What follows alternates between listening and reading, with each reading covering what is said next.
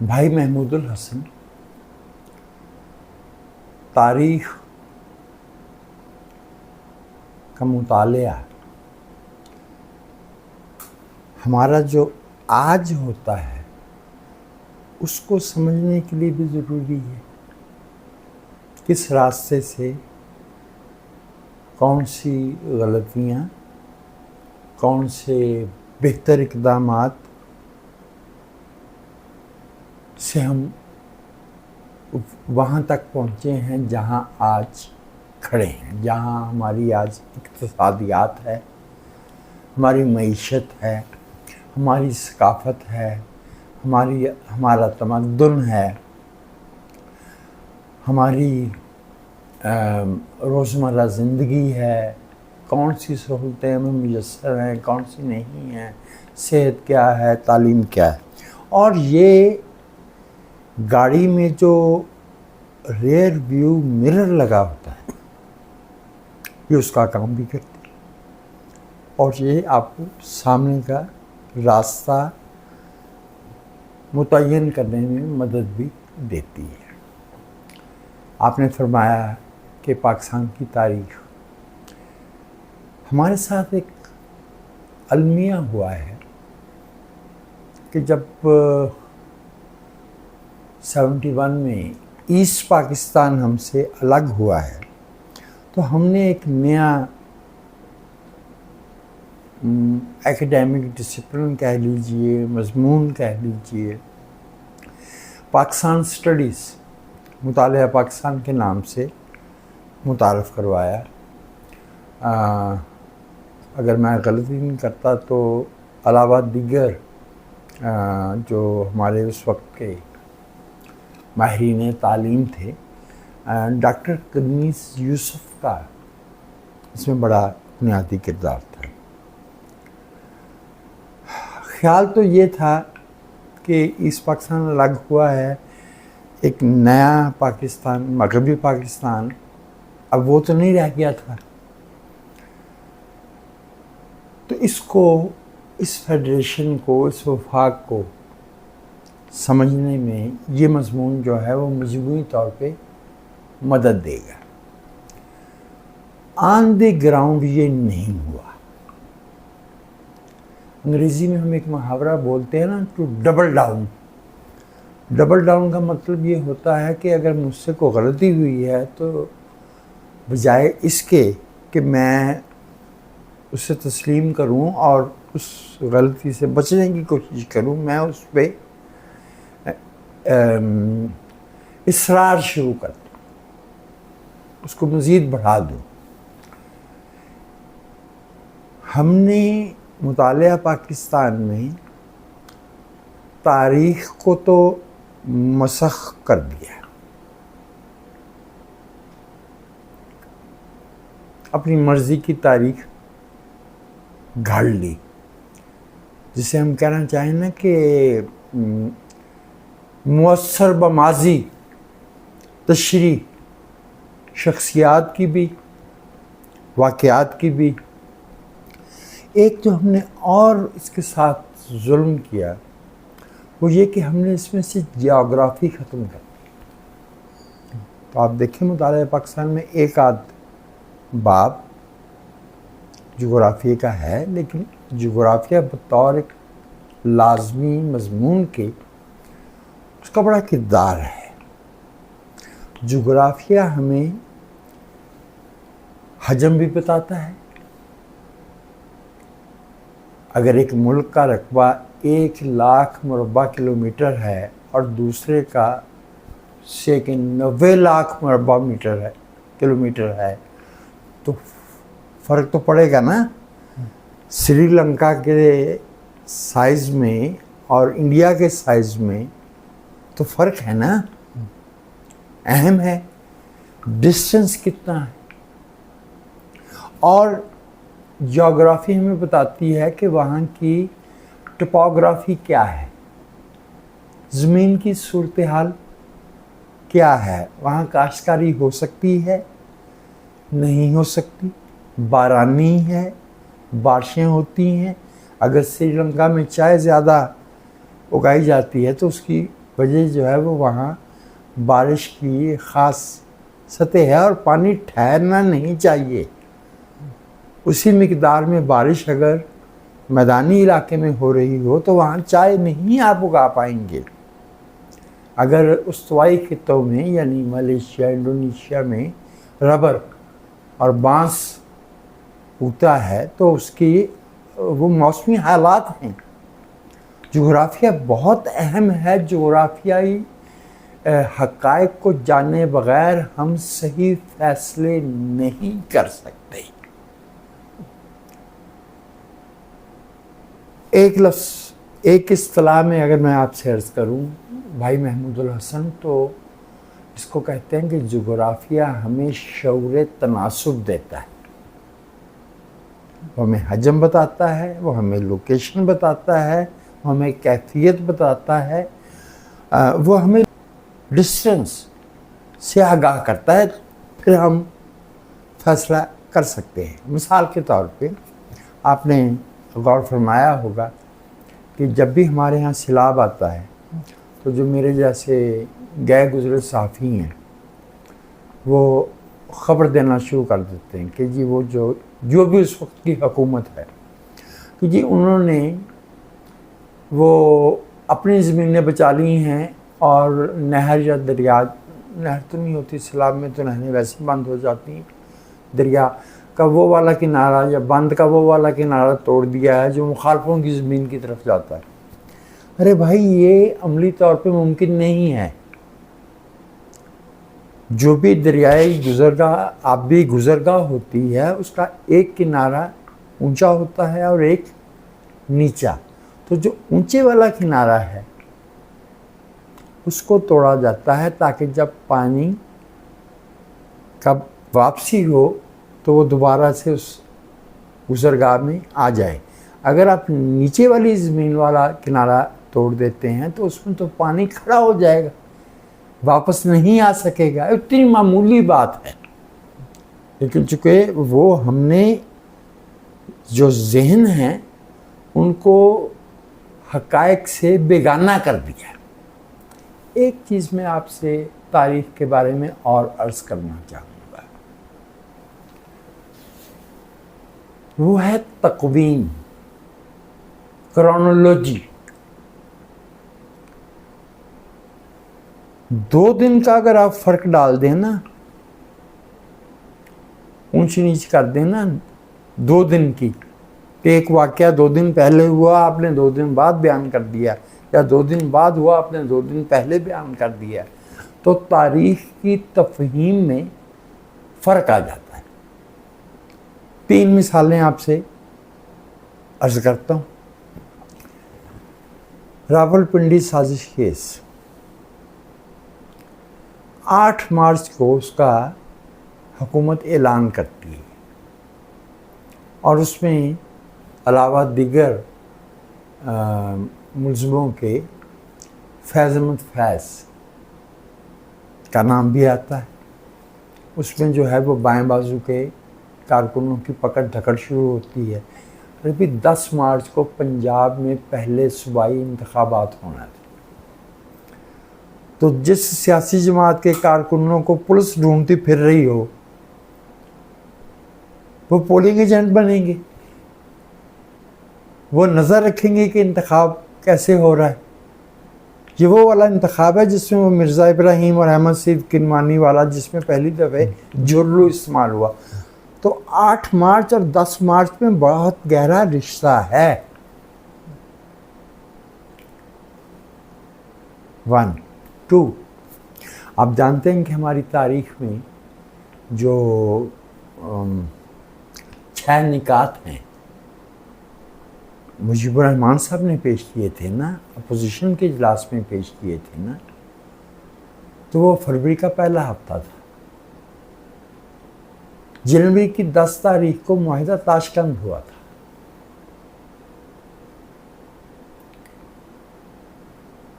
صرف یہ جان لینا کہ ہمارا ملٹری ڈاکٹرین پاکستان کا اپ ٹو 1965 ایون لیٹر 71 میں بھی وہ یہ تھا کہ جی مشرقی پاکستان کا دفاع مغربی پاکستان سے کیا جائے گا. تو سپٹمبر 65 کی جو لڑائی ہوئی اس میں مشرقی پاکستان کے لوگوں کو یہ احساس ہوا کہ بھائی ہمارا دفاع کدھر ہے. اس کے ریپرکشنز میں نام لے رہا ہوں: مولوی تمیز الدین، فضل الحق، سہروردی، ان سب کا انتقال جو ہے خواجہ ناظم الدین، یہ 2 برس کے عرصے میں ہوا ہے، سن 62 اور 63. تو جو ایک پوری فصل تھی سیاسی قیادت کی ایسٹ پاکستان میں، وہ کٹ گئی. یہ معلوم ہو تو یہ معلوم ہوتا ہے کہ مجیب الرحمن مولوی تمیز الدین تو نہیں تھے، سہروردی تو نہیں تھے، فضل الحق تو نہیں تھے، خواجہ ناظم الدین تو نہیں تھے. وہ ایک بہت لوور مڈل کلاس سے آنے والا شعلہ بیاں طالب علم رہنما تھا. اس کا ٹھہراؤ طبیعت کا، اس کا سبھاؤ مکالمے کا، اس کا دوسروں کے ساتھ مذاکرات کا یا مفاہمت کا رویہ وہ نہیں ہو سکتا تھا جو اس نسل کا تھا جو 1920 سے چلی آ رہی تھی.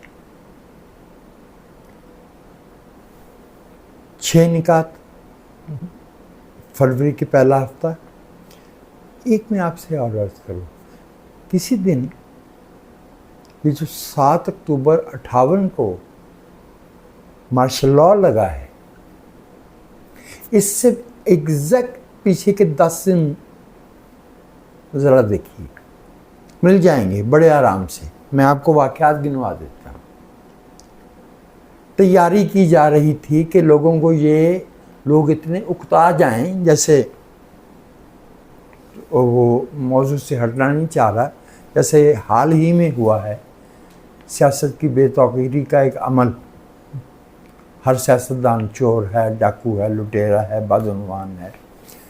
26 سپٹمبر کو ڈپٹی اسپیکر شاہد علی کو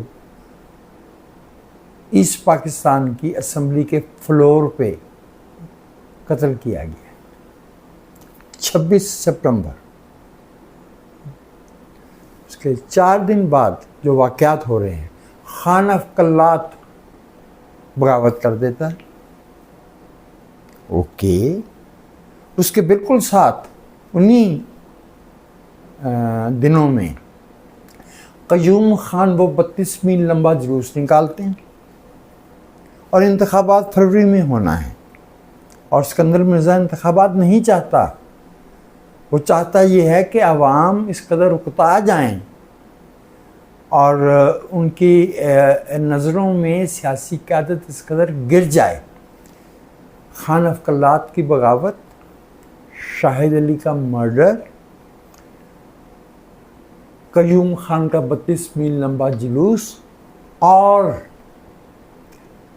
سردار ابراہیم صاحب کا یہ اعلان کہ ہم جو ہے وہ کشمیر کی سرحد پار کر کے آزاد کروانے جائیں گے. یعنی اگر وہ حکومت سرحد پار کرنے دے اس کے رضاکاروں کو، پھر بھی مصیبت، کیونکہ انڈیا والے سرحد پار کرنے دیں گے یا line of control, whatever you call that. اس زمانے میں غالباً LOC کا لفظ استعمال نہیں ہوتا تھا. وہ گولی چلائیں گے اور ہم کہیں گے جی ہم نے اپنے بندے مروا دیے، یا یہ کہ ہماری حکومت نے حفاظت نہیں کی، اور اگر روکیں تو یہاں فساد ہوگا. ہم کشمیر آزاد کروانے جا رہے ہیں، ہمیں روکا جا رہا ہے. یہ سارے واقعات یہ ایک ہفتے کے عرصے میں ہوئے ہیں، اور 7 اکتوبر ہوا ہے. اور میرے پاس شوکت تھانوی کا ایک کالم، وہ روزنامہ جنگ میں کالم لکھتے تھے. یہ جو کسی صاحب کے کالم کے بارے میں آپ نے کہا تھا نا اگلے روز بات کرتے ہوئے کہ یہ ان صاحب نے غالباً وہ فلاں صاحب کے استثناء کے ساتھ سب سے زیادہ پلانٹڈ یعنی اشارے پہ کالم لکھے ہیں.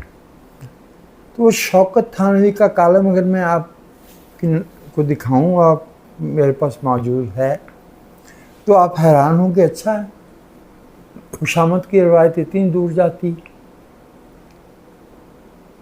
وہ 2 جنوری کو چھپا ہے 1959، اور اس میں یہ کہا گیا ہے کہ یہ جو پچھلا سال گزرا ہے 58 کا، اس میں سیاستدانوں نے جتنا عرصہ حکومت کی وہ کتنے برے لوگ تھے، اور جو نئی حکومت آئی ہے وہ کتنی اچھی ہے.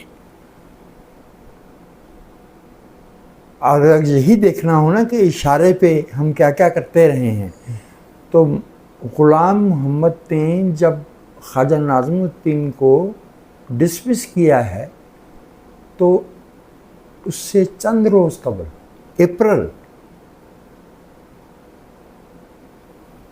1953 ہے، حمید نظامی نوائے وقت میں ایک اداریہ لکھتے ہیں.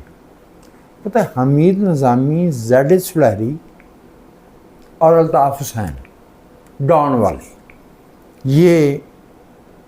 یہ وہی تھے جن کا سایہ یا جن کا عکس آپ آج کے بہت سے صحافیوں میں دیکھ سکتے ہیں، جو موورز اینڈ شیکرز کہلاتے ہیں، جو اقتدار میں سٹیک ہولڈر ہیں، حکومتوں کے بدلنے میں یا رہنے مستحکم ہونے میں جن کے ذاتی مفادات ہوتے ہیں. تو حمید نظامی صاحب نے اداریہ لکھا اور مجھے اس کی کچھ لائنیں یاد ہیں، میرے پاس اس کا عکس موجود ہے کہ خواجہ ناظم الدین بہت وفادار آدمی ہیں، بہت نیک ہیں، ان کے اچھا ہونے میں کوئی دو رائے نہیں ہے. اب وہ قوم پہ ایک اور احسان کریں، وہ استعفیٰ دے دیں.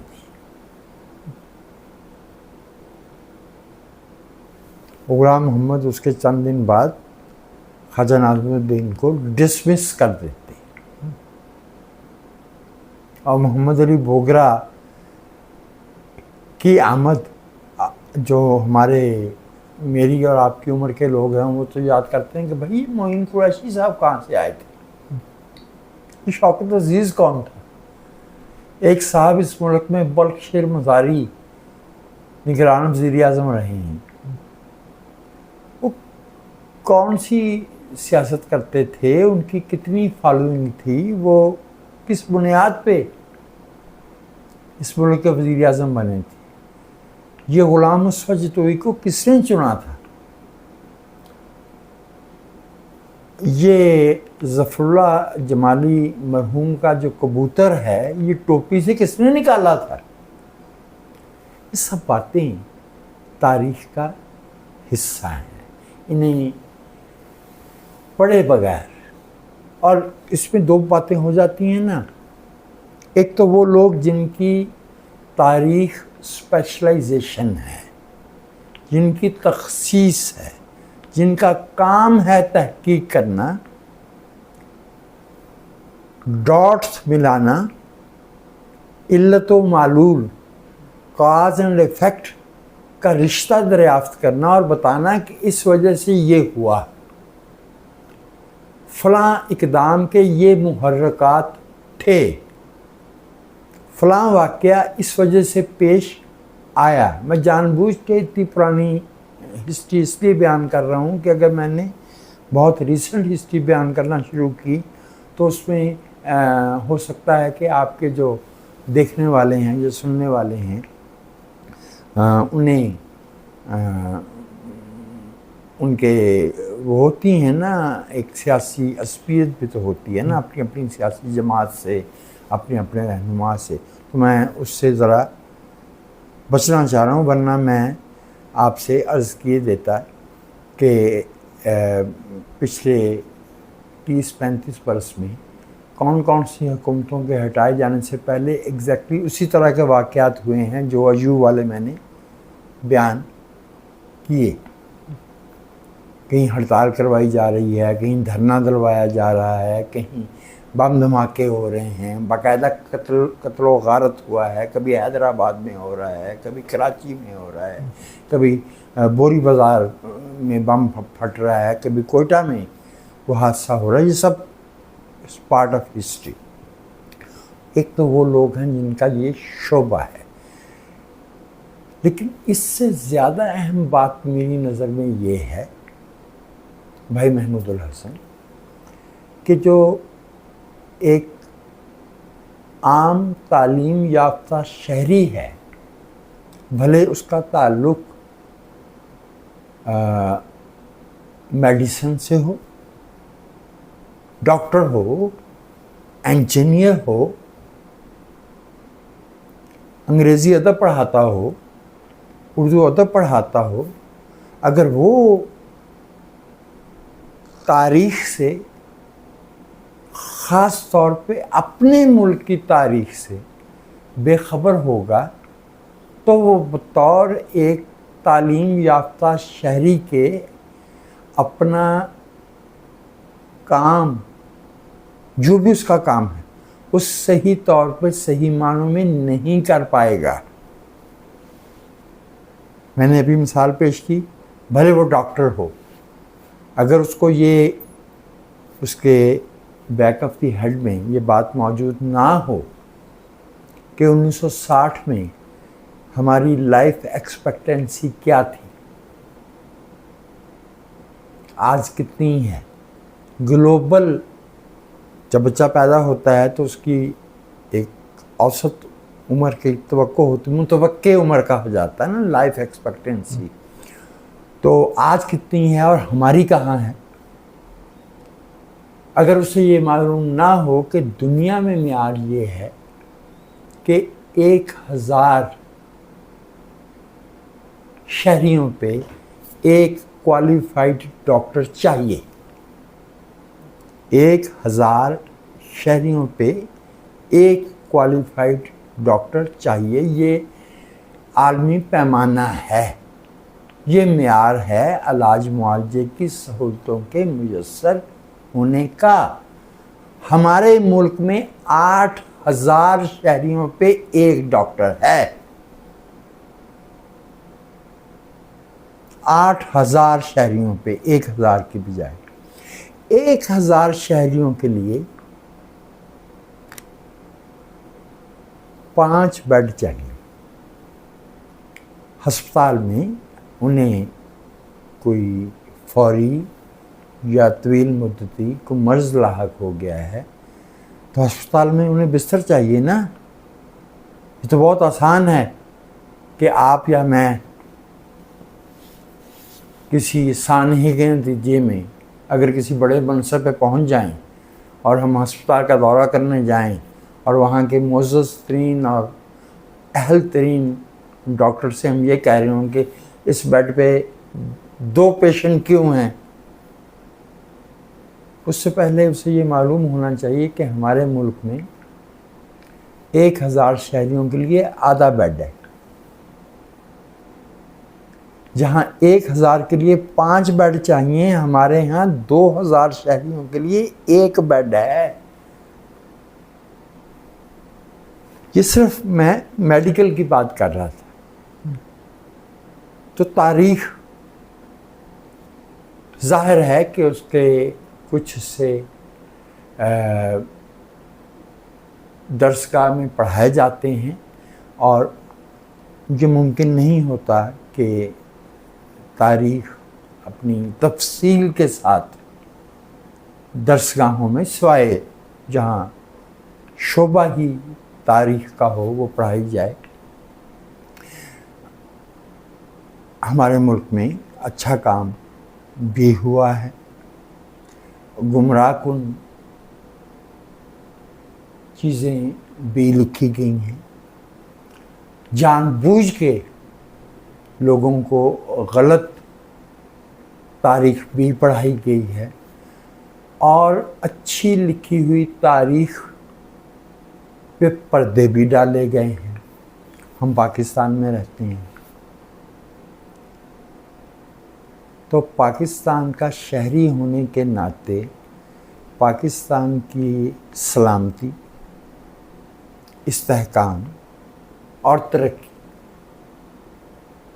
بائی ڈیفالٹ ناگزیر طور پہ یہ ہمارا کنسرن ہے،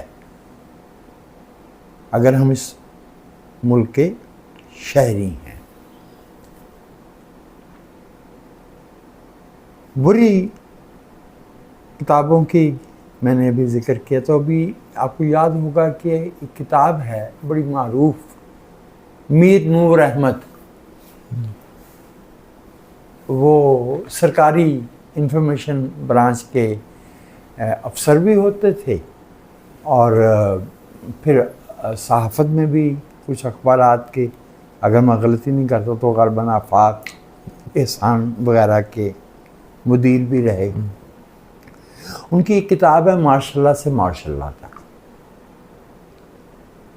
اور میں نے چونکہ اس کا ذکر بہت آتا تھا، اس کا حوالہ بہت آتا تھا، تو میں نے ایک دن سوچا کہ یہ میر نور احمد کی کتاب پڑھ لی جائے۔ 50 یا 60 صفحے پڑھنے کے بعد مجھے معلوم ہو گیا کہ قبلہ نے وہ راجہ غضنفر علی خان صاحب کی ڈائریاں اٹھا کے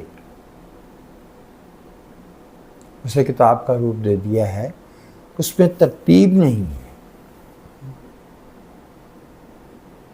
اس میں جہاں تاریخ دینی چاہیے، ڈیٹ یا مقام، وہ نہیں ہے۔ وہ جیسے ہم اس وقت بات کر رہے ہیں امپراپچو، جیسے ہم اس وقت بات کر رہے ہیں، ہم تاریخ نہیں لکھ رہے، ہم گفتگو کر رہے ہیں۔ لیکن اگر آپ تاریخ لکھنے بیٹھے ہیں تو آپ کو ہر سطر پہ رکنا پڑے گا، کب، کہاں، کیا۔ میں نے ایک اشارہ اپنے ذہن میں طے کیا ہوا ہے کہ اگر میں کسی موضوع پہ تاریخ کی کوئی کتاب اٹھاؤں تو اس موضوع سے متعلقہ جو سوال میرے ذہن میں پیدا ہو رہا ہو، اس کتاب میں اس کا جواب ہونا چاہیے۔ اگر فرانس سے بیلجیم اور بیلجیم سے ہالینڈ کی طرف اتحادی فوجیں آ رہی ہیں تو مجھے یہ معلوم ہونا چاہیے کہ فرانس میں کیا حالات تھے اور ہالینڈ میں کیا صورتحال تھی، کتنی فوج تھی۔ میں تقریر کے انداز میں، محض تاثراتی انداز میں، محض خطابت کے بل پہ تاریخ مرتب نہیں کر سکتا۔ یہ جو میں نے آپ سے گزارشات کی، یہ دراصل میں یہ اہمیت واضح کرنا چاہ رہا تھا کہ تاریخ کیوں ضروری ہے، اور ایک عام شہری کے لیے بھی تاریخ سے آگاہ ہونا کیوں ضروری ہے، کیونکہ ہر شہری کو، بھلے وہ چھوٹی سی روزمرہ ضروریات کی دکان چلاتا ہے، یا ایک بڑا کارخانہ چلاتا ہے، یا ایک کھیتی باڑی کرتا ہے، اسے تاریخ کا علم ہونا ضروری ہے۔ ہمارے ملک میں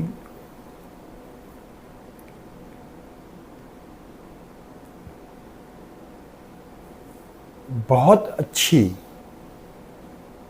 ایک کتاب جو میں سمجھتا ہوں کہ وہ ان خواتین و حضرات کو جو پاکستان کے خد و خال کے بننے اور سنورنے میں دلچسپی رکھتے ہیں، ضرور پڑھنی چاہیے، وہ ہے مرڈر آف ہسٹری، تاریخ کا قتل۔ اس کے لکھنے والے ہیں خورشید کمال عزیز، عام طور سے ہم انہیں کے عزیز کہتے ہیں. اور تاریخ پڑھتے ہوئے ہمیشہ یہ ہوتا کہ ایک کتاب آپ نے پڑھی تو 10 نئے حوالے سامنے آ جاتے ہیں اور بات پھیلتی چلی جاتی ہے. بٹ میں یہ کہوں گا کہ murder of history is a beautiful book. یہ ضرور پڑھنی چاہیے. From Jinnah to Zia, justice Munir کی، جسٹس محمد منیر کی، اس میں کچھ بہت اچھے اشارے، کچھ بہت اچھے حوالے موجود ہیں. بدقسمتی سے وہ کتاب مبسوط نہیں ہے، اسے پراپرلی ایڈٹ نہیں کیا گیا. وہ سلیقے سے سٹیپ بائی سٹیپ ہمیں تعلیم نہیں دیتی. جب میں اس کے مقابلے میں حامد خان صاحب کی کتاب constitutional and political history of Pakistan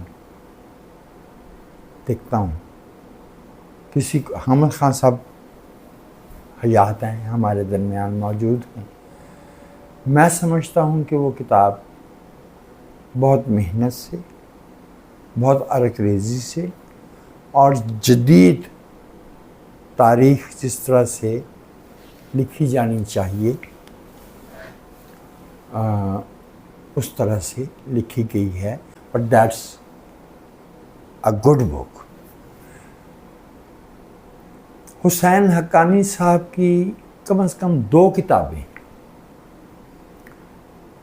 میری نظر میں وہ بہت چشم کشاں ہیں، انہیں ضرور پڑھنا چاہیے. ایک ہے Pakistan between military and mosque, a very good book,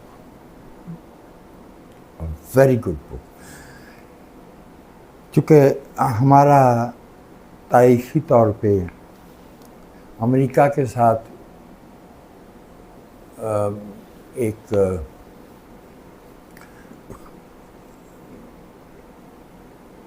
مستقل سا ایک بندھن رہا ہے، اتار چڑھاؤ اس میں ہیں، وہ ہماری تاریخ پہ اثر انداز ہوتے رہے ہیں. میگنیفیسنٹ ڈیلوژنس، یہ بھی حسین حقانی کی کتاب ہے. میں نے اپنے موضوع کے دائرے میں رہتے ہوئے ایسی مبسوط کتاب جس میں کوئی جملہ ریفرنس کے بغیر نہ ہو بہت کم دیکھا. اٹس اے بیوٹیفل بک. اور جو موضوع ہے اس کے دائرے میں رہتے ہوئے وہ پاکستان امریکہ تعلقات پہ لکھی گئی ہے اور وہ بہت چشم کشا کتاب ہے.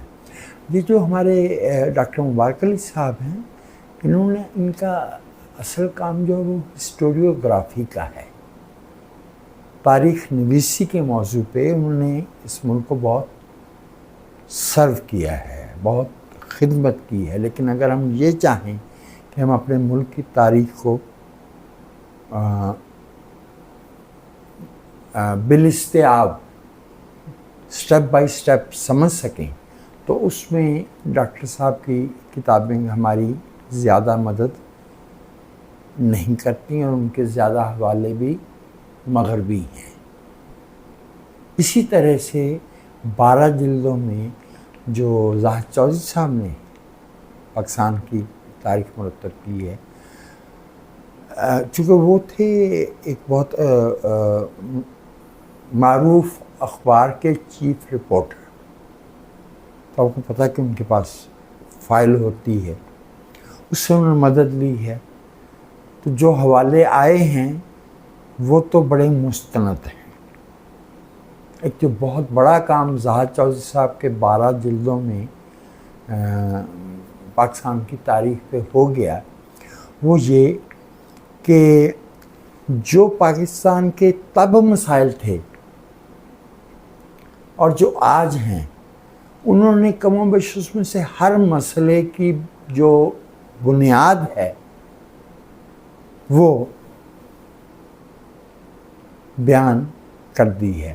اس میں جو خامی رہ گئی وہ یہ ہے کہ وہ بمشکل جو ہے وہ 1951 تک آتی ہے، حتیٰ کہ اگر میں غلطی نہیں کرتا تو اس میں تو لیاقت علی خان کے مرڈر کا بھی ذکر نہیں ہے۔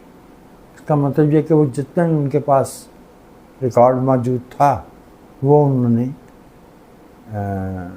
پیش کر دیا ہے۔ جہاں تک خود نوشت تحریروں کا تعلق ہے، خود نوشت عام طور سے بیان صفائی ہوتا ہے،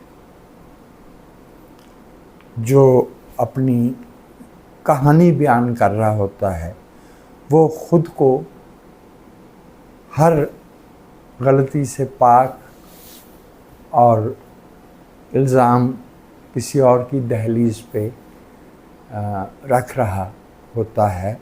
اس کے باوجود میں کہوں گا کہ خلیق الزمان کی پاتھ وے ٹو پاکستان ضرور پڑھنی چاہیے۔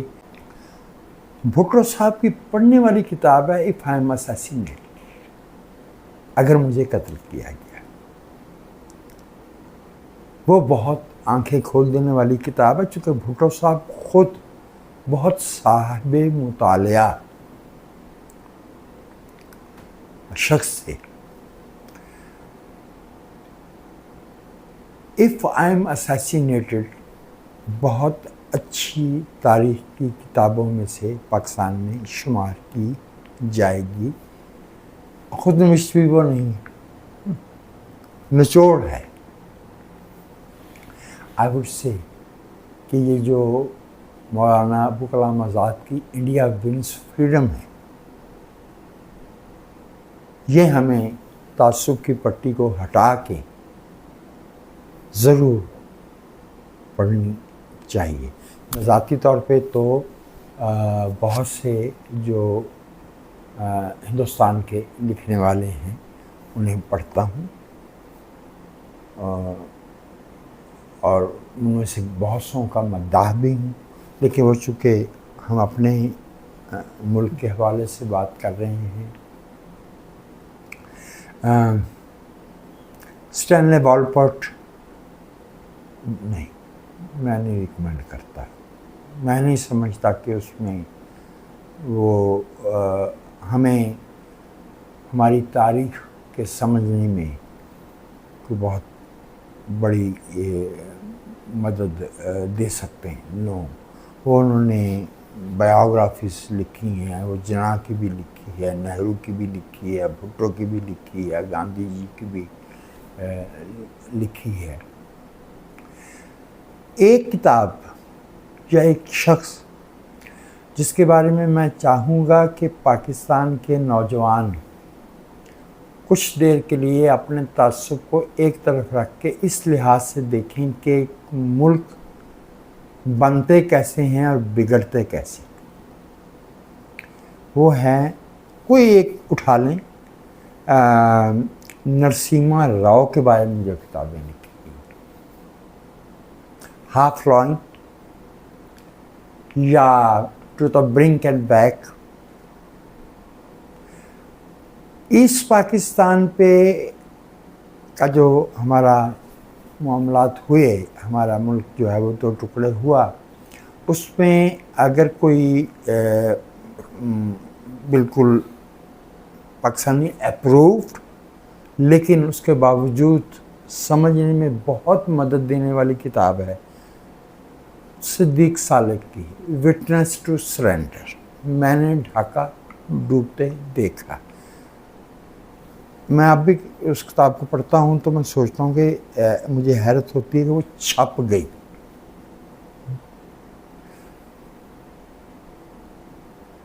فرام کارگل ٹو کو، کارگل کے حوالے سے نسیم زہرا کے سیاسی خیالات سے اتفاق یا اختلاف سب کو حق ہے، لیکن میں کہوں گا کہ وہ ایک بہت اچھی کتاب ہے۔ انٹرویوز والی کتابیں عام طور پر ظاہر ہے کہ مبسوط تو ہو ہی نہیں سکتی، جو سوال کیا گیا ہوتا ہے اسی کا جواب دیا جا رہا ہوتا ہے۔ اس کے باوجود میں سمجھتا ہوں کہ سہیل وڑیچ نے جو غدار کون لکھی ہے وہ ایک انٹرویو ہے اصل میں، لیکن وہ پاکستان میں جو پچھلے 40 برس کی جو تاریخ ہے اس پہ اچھی روشنی ڈالتی ہے۔ حسن ظہیر کی کتاب separation of East Pakistan is a beautiful book. اتنی غیر جانبداری سے، اس طرح سے تاریخی حوالوں سے، ریفرنس سے، اعداد و شمار کی روشنی میں جو کتاب اس موضوع پہ لکھی جا سکتی تھی، وہ میں جب وٹنس ٹو سرنڈر کا ذکر کر رہا تھا تو میرے ذہن میں فوراً اس کا کوندا لبکا تھا، سیپریشن آف ایسٹ پاکستان۔ یہ اردو میں المیہ مشرقی پاکستان کے نام سے حسن ظہیر صاحب کی کتاب جو ہے یہ چھپ چکی ہے، بہت شاندار کتاب ہے۔ اور اگر کسی میں ان بدنصیب پاکستانیوں کا المیہ جاننا ہو جو پہلے بہار سے ایسٹ پاکستان میں گئے اور پھر جب ایسٹ پاکستان سے الگ ہوا تو وہ ایک اور طرح کی تکلیف میں آئے، جیون ایک کہانی علی احمد خان کی بہت ہی اعلیٰ پائی کی کتاب ہے۔ خادم حسین راجہ جو ہے وہ ڈھاکہ سیکٹر کے کمانڈر تھے۔ وہ کتاب بہت چشم کشا ہے اور وہ اس لیے بھی بہت اہم ہے کہ جنرل صاحب نے یہ کہا تھا کہ یہ میری زندگی میں شاید نہیں ہو۔ اس میں بہت سی جو مفروضات ہمارے ہاں پھیلائے گئے ان کی تصحیح بہت مختصر سی کتاب ہے، اسٹرینجر ان مائی اون کنٹری، اور خادم حسین راجہ ہمارے ان چند عسکری رہنماؤں میں سے ایک ہیں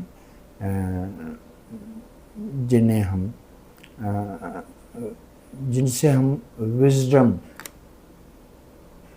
منسوب کر سکتے ہیں۔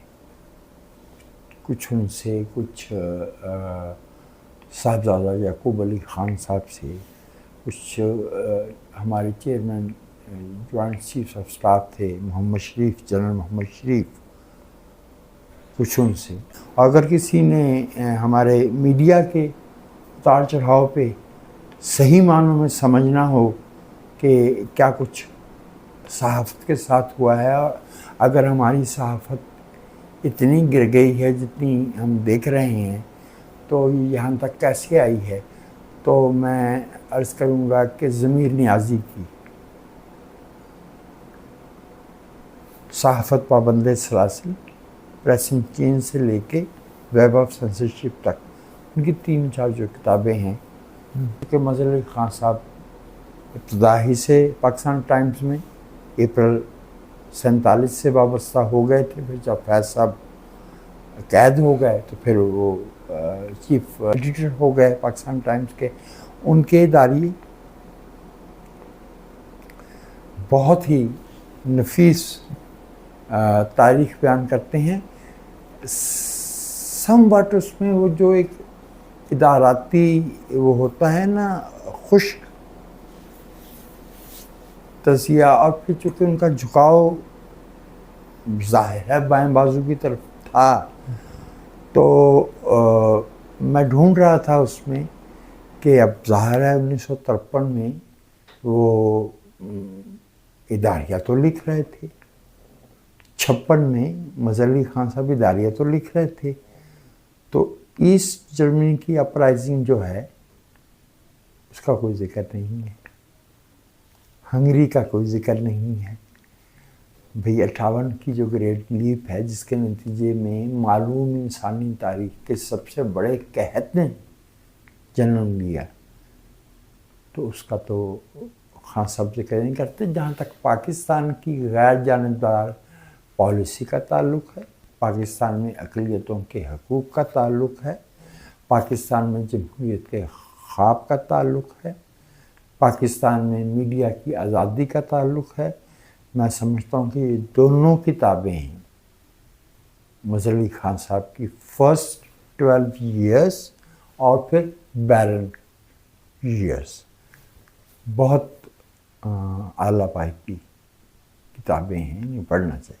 جو کچھ ہمارے پاس حمزہ علوی صاحب کا لکھا موجود ہے وہ اوریجنل بھی ہے اور وہ وقت کے امتحان پہ پورا بھی اترا ہے.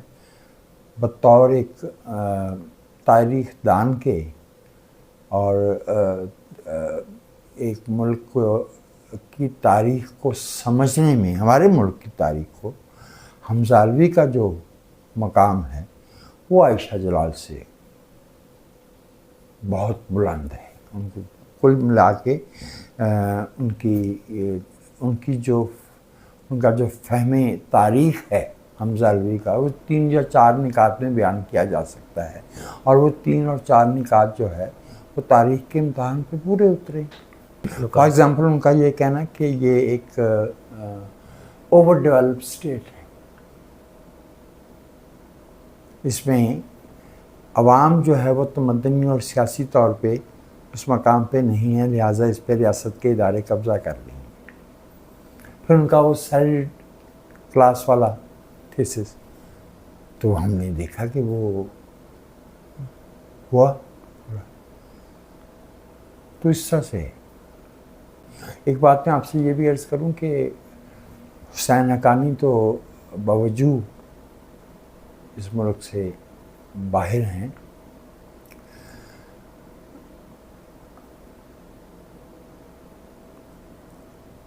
میرا یہ خیال ہے کہ جس زمین کے ساتھ اور جن لوگوں کے ساتھ ہم اپنی سیاست کو، اپنی فہم کو، اپنی تخلیقی کام کو، اپنے تحقیقی کام کو جوڑتے ہیں، خود ہمارا ان کے ساتھ جڑنا بہت ضروری ہوتا ہے. آپ آئیوری ٹاور میں بیٹھ کے ہمیں پہاڑی کا آواز نہ دے سکتے. We won't listen to that sermon from the mountain. وہ ہمارے مرحوم آئی رحمان صاحب فرمایا کرتے تھے. وہ ایک اور صاحب تھے، وہ بھی اسی طرح سے 5-6 برس کے بعد اس زمانے میں چکر لگا لیا کرتے تھے. تو وہ ایک دفعہ تشریف لائے ایک نئے نظریے کے ساتھ.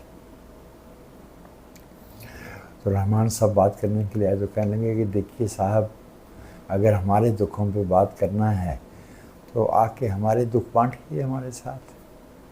یہ اتنے فاصلے پہ بیٹھ کے آپ ایک ایکیڈیمک زاویہ دے دیتے ہیں، ہمیں تو اس سے کوئی تعلق نہیں. اب نہ رحمان صاحب رہے نہ وہ صاحب رہے. طارق علی کا دیکھیے، طارق علی 1960 میں اس ملک سے چلے گئے. اب انہیں گئے ہوئے جو 7 دہائیاں ہونے کو آئیں. تو یہ ممکن ہے بھی اور نہیں بھی کہ یورپ میں جو نیا لیفٹ ہے، بائیں بازو کے جو لوگ ہیں، ہو سکتا ہے کہ ان کی نظر میں طارق علی جو ہے وہ بہت اچھے عمدہ ایڈیولوگ ہوں، لیکن ان کی ان خوبیوں سے پاکستان میں تو بارش کی کوئی بوند نہیں پہنچی. اور میں آپ سے عرض کروں کہ یہ میں زیادہ سخت رائے دینا نہیں چاہتا. ان کے بیشتر جو نتائج ہیں یا انہوں نے مختلف مواقع پہ جو موقف اختیار کیا، تاریخ نے اس کی تصدیق نہیں کی. تاریخ نے ان کی وہ بھلے عراق والا معاملہ تھا یا طالبان والا معاملہ تھا، وہ ایک ذہن ہوتا ہے نا جو ایک خاص عہد میں کہ بنیادی سوال میں رک جاتا ہے. تاریخ تو ہر روز ایک نیا سوال اٹھا رہی ہوتی ہے نا، اس کو دیکھنا ہوتا ہے، اس سے الجھنا ہوتا ہے، اس سے کوئی نتیجہ نکالنا ہوتا ہے.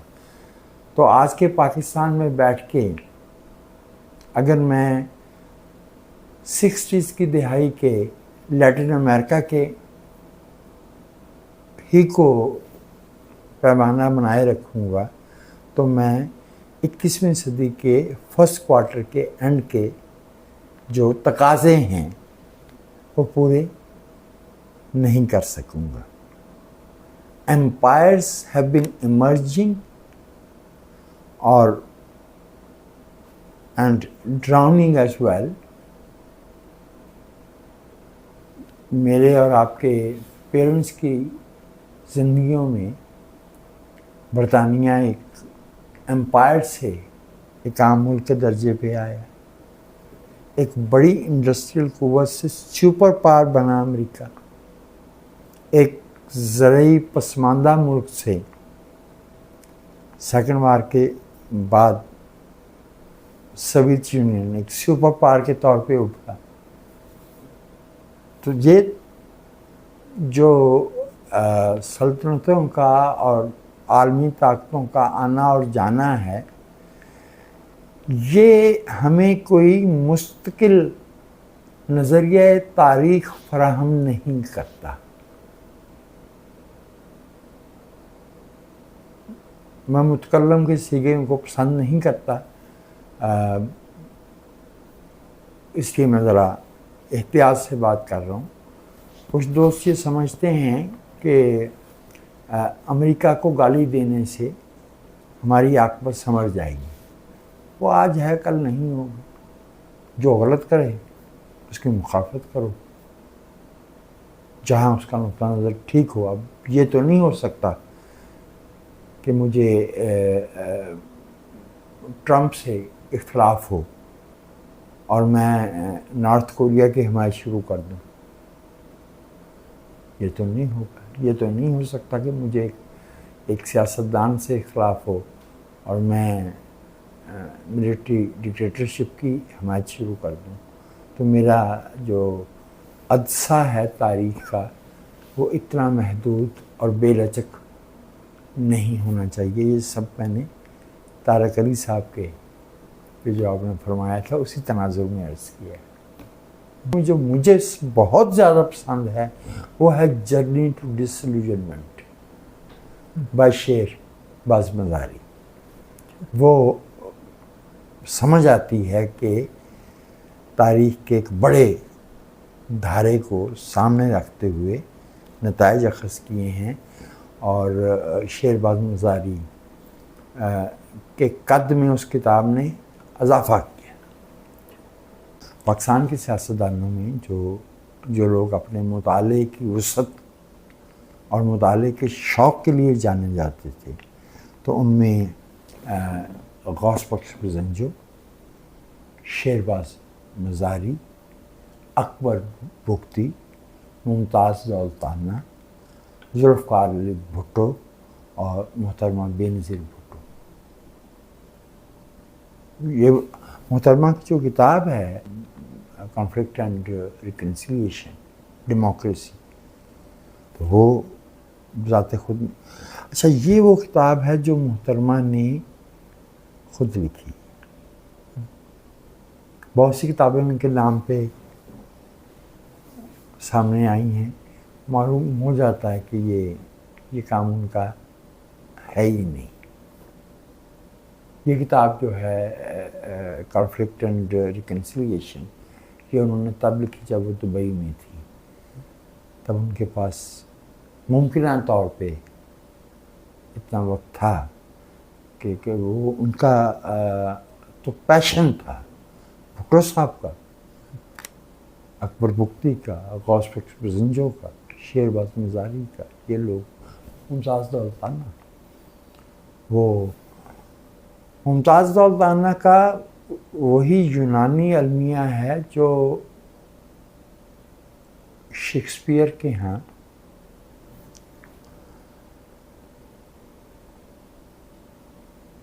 ہیملیٹ کا ہے، پروکرسٹینیشن. ان کے ایمبیشنز جتنے تھے ان میں اس کی جرت اور بر وقت فیصلہ کرنے کی صلاحیت نہیں تھی. وہ سمجھتے تھے کہ وہ پیسے اور سازش کے بل پہ وہ حاصل کر سکتے ہیں، جہاں اصل میں تو قربانی اور اخلاص کی ضرورت ہوتی. نہرو صاحب کا جو بھی مقام ہے تاریخ میں وہ ان کے اور ان کے باپ کے پیسے کی وجہ سے نہیں ہے. انہوں نے تو آزادی کی تاریخ میں جو کردار ادا کیا اس بنیاد پہ، یا نئی جو آزاد ہندوستان کی قوم تھی اس کی خد و خال مرتب کرنے میں جو کردار ادا کیا وہ اس وجہ سے جانے جاتے ہیں. وہ لڈن کی جاگیر کی وجہ سے نہیں جانے جاتے.